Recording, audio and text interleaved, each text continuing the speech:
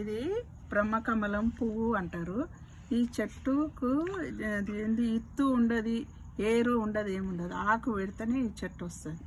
మా ఇంట్లో ఎల్లేలా మా బిడ్డ దగ్గర ఉంది ఈ చెట్టు. ఇక చూడు ఎన్ని పువ్వులు పూసినాయో చూడుర్రి.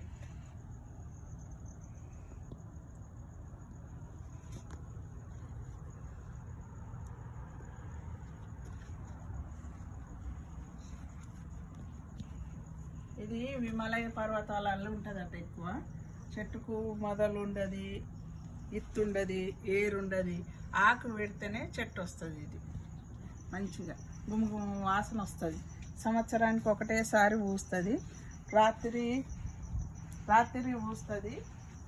మళ్ళీ మనకు గంట లోపలనే మళ్ళీ క్లోజ్ అవుతుంది పువ్వు.